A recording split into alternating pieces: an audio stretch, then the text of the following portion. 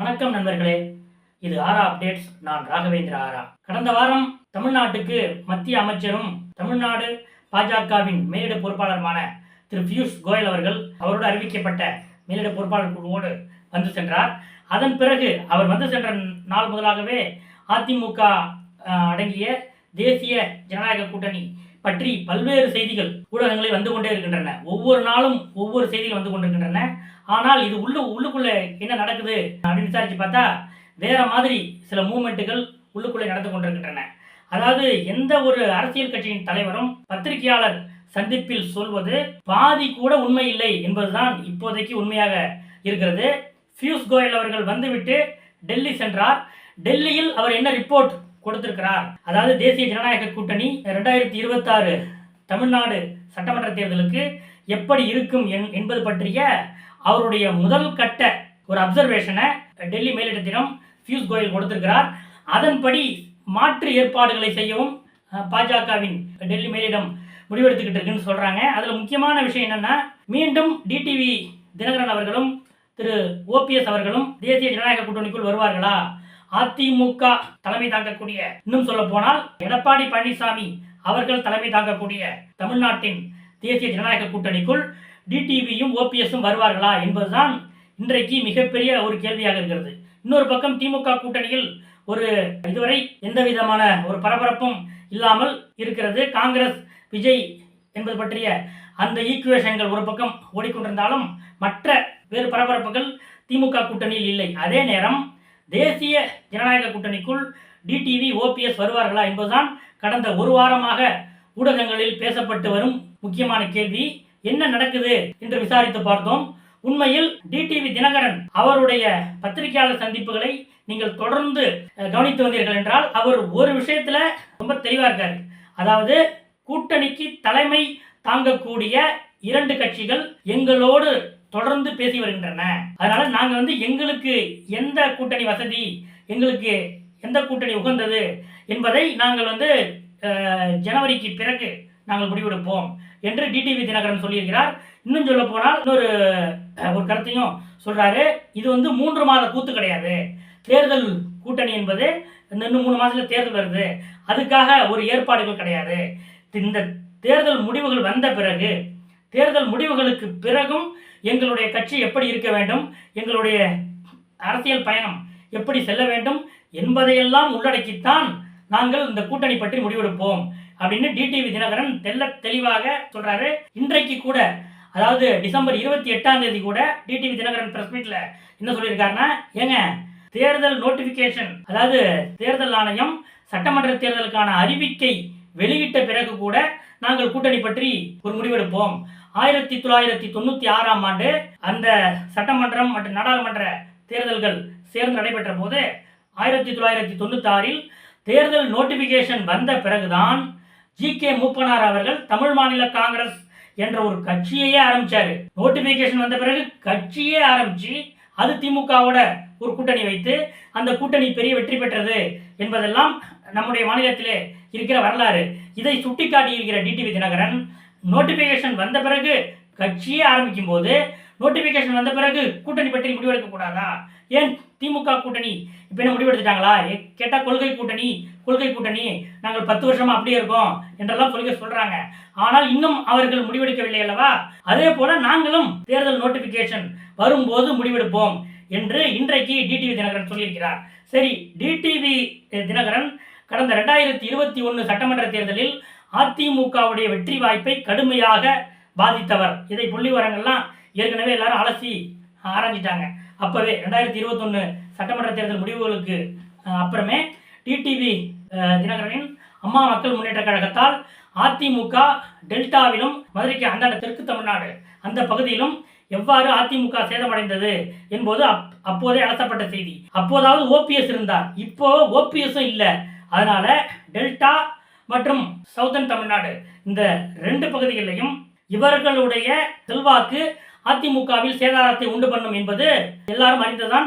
அதனால்தான் ஒன்றுபட்ட அதிமுக வேண்டும், இவங்கெல்லாம் சேர்த்துக்கணும் என்றெல்லாம் அதிமுகவுக்கு உள்ளேயே சில கருத்துக்கள் இன்று வரை சொல்லப்பட்டு வருகின்றன.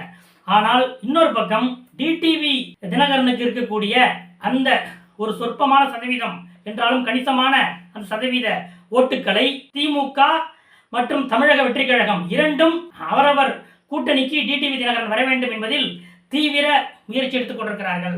இதிலே டிடிவி தினகரன் அந்த பிரஸ் மீட்ல சொன்னது மாதிரி அதாவது கூட்டணிக்கு தலைமை வகிக்கும் 2 கட்சிகள் எங்களோடு பேசிட்டு இருக்காங்க என்று சொல்லியிருக்கிறார். அதிலே ஒருவர் செங்கோட்டையன், அவர் தமிழக வெற்றி கழகம் சார்பாக டிடிவி தினகரன் அவர்களோடு தொடர்ந்து பேசிட்டு இருக்காரு. 2 பேருக்குமான அந்த நட்பு அது அதிமுகவில் இருந்த போதிலிருந்தே இருவருக்குமான நட்பின் அடிப்படையில் டிடிவி தினகரனோடு செங்கோட்டையன் தொடர்ந்து பேசி வருகிறார். 40 சீட்டுகள் உங்களுக்கு நாங்கள் விஜய் தலைமையிலான தமிழக வெற்றி கழக கூட்டணியிலே நாங்கள் ஒதுக்குறோம், நீங்க வந்துருங்க என்று செங்கோட்டையன் டிடிவி தினகரனிடம் 2-3 முறை இந்த ஒரு வாரத்தில் மட்டும் விரிவான உரையாடல் நடத்திவிட்டார் என்று சொல்கிறார்கள். இது இப்படி இருக்க, இன்னொரு பக்கம் திராவிட முன்னேற்ற கழகம் தலைமையிலான கூட்டணி, அந்த கூட்டணிக்குள் டிடிவி தினகரனை எப்படியாவது நாம் இணைத்துக் கொள்ள வேண்டும் என்று அந்த கூட்டணி சார்பாக பலத்த முயற்சி செய்யப்பட்டு வருகிறது. யார் பேசுறாங்க? திமுக சார்பாக டிடிவி தினகரனிடம் பேசுபவர் யார் என்று கேட்டால் முன்னாள் அமைச்சர் செந்தில் பாலாஜி. அதாவது எடப்பாடி பழனிசாமி அவர்கள் முதலமைச்சராக இருந்தபோது டிடிவி தினகரனுடைய சட்டமன்ற உறுப்பினர்கள் அணி ஒன்று அமைந்தது. அந்த அணியிலே மிக முக்கியமாக இருந்தவர் செந்தில் பாலாஜி. அந்த 18 சட்டமன்ற உறுப்பினர்களில் ஒருவராக இருந்து அப்போதைய அதிமுக ஆட்சியால் அப்போதைய சபாநாயகர் தனபால் அவர்களால் டிஸ்குவாலிஃபிகேஷன் செய்யப்பட்ட சட்டமன்ற உறுப்பினர்களில் செந்தில் பாலாஜியும் ஒருவர். செந்தில் பாலாஜி டிடிவி தினகரனுக்கு அவ்வளவு நெருக்கமாக இருந்தார். ஒரு கட்டத்தில் அவர் இனிமே அதிமுக கந்தாயமே நமக்கு உதவாது என்று சொல்லிவிட்டு அப்போதே அதிமுக ஆட்சியில் இருந்த போதே திமுக பக்கம் சென்று விட்டார். நன்றாக கவனிக்க வேண்டும். அவர் டிடிவி தினகரன் ஆதரவு என்ற நிலைப்பாட்டில் இருந்து விலகி திமுகவில் சேரும்போது இவர் டிடிவி தினகரனை ஏதாவது சொல்வாரு, ஏதாவது அவரை பற்றி விமர்சிப்பாரு என்றெல்லாம் வழக்கம் போல பத்திரிகைக்காரங்க எதிர்பார்த்தாங்க. ஆனால் அப்போது அவர் என்ன சொன்னார் என்றால், டிடிவி தினகரன் சாரோடு நான் இருந்தேன், அவரோடு ரொம்ப நெருக்கமாக இருந்தேன், அவருடைய ஆதரவு நிலைப்பாட்டில் இருந்தேன், என்னுடைய நிலைப்பாட்டை நான் மாற்றிக்கிட்டு இப்போ திராவிட முன்னேற்ற கழகம் பக்கம் வந்துட்டேன், அவரை பற்றி விமர்சிக்க என்னிடம் எதுவும் இல்லை, நான் அவரை பற்றி விமர்சிப்பேன் என்றெல்லாம் நீங்கள் எதிர்பார்க்காதீங்க என்று அப்போதே, அதாவது திமுகவில் சேர்ந்த போதே டிடிவி தினகரன் பற்றி எந்த ஒரு கடுமையான அல்லது ஒரு மிதமான விமர்சனம் கூட வைக்காமல் அவர் ரொம்ப அழகாக ஸ்மூத்தாக டிடிவி தினகரனிடமிருந்து விலகி திமுக பக்கம் சென்றார். இன்றைக்கும் டிடிவி தினகரனுக்கும் செந்தில் பாலாஜிக்கும் இருக்கக்கூடிய அந்த நட்பு, அந்த உறவு என்பது அப்படியே தான் இருக்கிறது என்று சொல்கிறார்கள். இந்த நிலையில்தான் திரு செந்தில் பாலாஜி அவர்கள் டிடிவி தினகரன் அவர்களை தொடர்பு கொண்டு, அண்ணன் இனிமேல் நீங்க வந்த வழியை நீங்க திரும்பி பார்க்காதீங்க, அதிமுக என்ற அந்த பக்கம் உங்களுடைய பார்வை போக வேண்டாம், நீங்கள் முன்னோக்கி வாருங்க, நீங்க திராவிட முன்னேற்ற கழக கூட்டணிக்கு வாருங்க, நீங்க இந்த 5 வருட ஆட்சியில எங்களை எத்தனையோ நீங்க விமர்சிருக்கீங்க, ஆனால் இனி உங்களுடைய அரசியல் பயணம் வெற்றிகரமாக இருக்க வேண்டும் என்றால், உங்களுடைய கட்சி அடுத்த கட்டத்துக்கு செல்ல வேண்டும் என்றால் நீங்கள் எங்களோடு வந்துருங்க, நான் முதலமைச்சர் ஸ்டாலின் அவர்களிடம் சொல்லி அதிகபட்சம் 15 சட்டமன்ற தொகுதிகளில் உங்களுக்கு நான் பெற்றுத்தருகிறேன், இந்த தேர்தலில் திமுக கூட்டணியில் 15 சீட்டு நான் உங்களுக்கு வாங்கி தரேன், அதனால நீங்க திமுக பக்கம் வந்தீங்கன்னா எங்களுடைய, அதாவது 5 வருடமாக எதிர்த்தவர் கூட ஸ்டாலின் ஆட்சி மீண்டும் வர வேண்டும் என்ற ஒரு எண்ணத்தில் கூட்டணியில் சேர்கிறார்கள் என்பது மக்களிடையே ஒரு நல்ல எண்ணத்தை ஏற்படுத்தும். அது மட்டுமல்ல, டெல்டா மற்றும் தெற்கு இந்த 2 பகுதியிலையும் எங்களுடைய செல்வாக்கு இன்னும் அதிகரிக்கும், அதனால எங்களுக்கு எந்த பிரச்சனையும் இல்லை, உங்களை பற்றி ஸ்டாலின் நல்ல அபிப்பிராயம் வச்சிருக்காரு, அதனால நீங்க இந்த பக்கம் வந்துருங்க என்று டிடிவி தினகரன் உடனான பழைய பாசத்தில், பழைய நட்பில், பழைய உறவில் செந்தில் பாலாஜி அவர்கள் டிடிவி தினகரனை திமுக கூட்டணிக்கு வருமாறு தொடர்ந்து பேசிக் கொண்டிருக்கிறார் என்பதுதான் இந்த டிடிவி தினகரன் சொன்ன 2 கூட்டணி கட்சி தலைமைகள். கூட்டணிக்கு தலைமை தாங்குகின்ற கட்சிகளும் கூட்டணிக்கு உருவாக்க விரும்புகின்ற கட்சிகளும் அம்மா மக்கள் முன்னேற்ற கழகத்தை அணுகி நாங்கள் அவர்கள் கூட்டணிக்கு வர வேண்டும் என்பதை இப்பொழுது நேற்றல்ல 5-6 மாதங்களாக, நான் என்டிஏ கூட்டணியில் இருந்த காலத்திலேயே சில கட்சிகளும் என்டிஏ விட்டு வெளியேறிய பிறகு கூட்டணிக்கு தலைமை தாங்குகின்ற கட்சிகள் என்னை அணுகி எங்கள் கட்சி அவர்கள் கூட்டணிக்கு வர வேண்டும் என்று எங்களோடு பேசுவது உண்மை. அதாவது தமிழக வெற்றி கழகம் சார்பில் செங்கோட்டையன் தினகரனிடம் பேசுகிறார், திமுக சார்பில் செந்தில் பாலாஜி தினகரனிடம் பேசுகிறார். இதுல வேடிக்கையை பாருங்க. அதிமுகவுக்கு எதிராக, அதாவது குறிப்பாக அதிமுகவின் பொதுச் செயலாளர் எடப்பாடி பழனிசாமி அவர்களை அடுத்து வருகிற சட்டமன்ற தேர்தலில் அவர் முதலமைச்சராக ஆகக்கூடாது, அவர் 2021 பெற்ற வெற்றியை கூட பெற்றுவிடக்கூடாது என்பதில் முனைப்பாக இருக்கிறவர்கள் இந்த 3 பேருமே ஏற்கனவே அதிமுகவில் இருந்தவர்கள் தான். டிடிவி தினகரன், செங்கோட்டையன், செந்தில் பாலாஜி, இந்த 3 அதிமுக உற்பத்தி செய்தவர்கள் தான். அதிமுகவிலே கோலோச்சியவர்கள், அதிமுகவிலே செல்வாக்கு செலுத்தியவர்கள். அப்படிப்பட்ட இந்த 3 பேரும் சேர்ந்துதான் இன்றைக்கு அதிமுக 2026 2021 பெற்ற வெற்றியை கூட பெற்றுவிடக்கூடாது என்ற முனைப்போடு செயல்படுகிறார்கள். டிடிவி தினகரன் இப்போது செந்தில் பாலாஜி சொன்ன ஸ்டாலினுடைய வாக்குறுதியான திமுக கூட்டணியில் 15 இடங்களா, அல்லது செங்கோட்டையன் சொன்ன விஜய் தலைமையிலான தமிழக வெற்றி கழக கூட்டணியில் 40 இடங்களா என்ற ஆலோசனையில் தான் டிடிவி தினகரன் இருக்கிறார். இது ஒரு பக்கம். இன்னொரு பக்கம் பிஜேபி அவர்கள் லேசா விட்டுருவாங்களா, என்டிஏவை பலப்படுத்தாம அவங்க விட்டுருவாங்களா என்ற ஒரு கேள்வியும் இருக்கிறது. பியூஷ் கோயல் டெல்லியிடம் கொடுத்த ரிப்போர்ட் ரொம்ப ரொம்ப முக்கியமானது. அவர் என்ன அங்க சொல்லியிருக்காருன்னா, தமிழ்நாட்டில் திமுக தலைவரும் முதலமைச்சருமான ஸ்டாலின் என்ன சொல்றாரு, அதிமுக பிஜேபியின் அடிமையா இருக்கு அப்படின்ட்டு ஒவ்வொரு மேடையிலையும் அவருக்கு கலந்து கொள்கிற ஒவ்வொரு விழாக்களிலும் அதிமுகவை பிஜேபியின் அடிமை என்றுதான் விமர்சித்து வராரு. ஆனால் உண்மை என்னவென்றால் தமிழ்நாடு பாஜக தான் அதிமுகவின் கட்டுப்பாட்டில் இருக்கிறது. இன்னும் சொல்ல போனால் நம்முடைய தமிழ்நாடு பாஜகவுடைய மையக்குழு கூட்டம், கோர் கமிட்டி, அந்த கோர் கமிட்டியில் என்னென்ன விஷயங்கள் பேசப்பட வேண்டும் என்பதையே அதிமுக பொதுச் செயலாளர் எடப்பாடி பழனிசாமி தான் முடிவு பண்றாரு.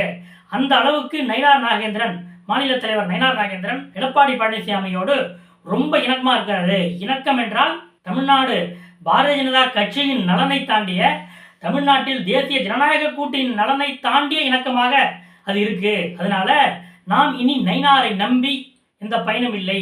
டிடிவி தினகரன், ஓபிஎஸ் ஆகியோரை நாம் மீண்டும் தேசிய ஜனநாயக கூட்டணிக்குள் அழைத்து வந்தால் மற்ற சின்ன சின்ன கட்சிகள் எல்லாம் வந்து விடுவார்கள். எனவே நாம் தான் இங்கிருந்து அடுத்த இனிஷியேட்டை ஆரம்பிக்க வேண்டும். நானே டிடிவி தினகரனிடம் பேசுகிறேன் என்று சொல்லிவிட்டு டிடிவி தினகரனிடம் பியூஷ் கோயல் தரப்பில் என்ன ஒரு செய்தி, ஒரு தகவல் அனுப்பப்பட்டிருக்கிறது என்றால், தேர்தலுக்கு முன்பு இருக்கிற நிலைமையை வைத்து நீங்கள் ஒரு முடிவுக்கு வராதீர்கள். 2026 சட்டமன்ற தேர்தலுக்கு பிறகு டிடிவி தினகரன் தமிழ்நாட்டின் துணை முதலமைச்சர் என்ற ஒரு நிலை கூட வரலாம். அப்படிப்பட்ட ஒரு வரலாறு உங்களுக்கு காத்திருக்கிறது. அதை நீங்க மிஸ் பண்ணிடாதீங்க.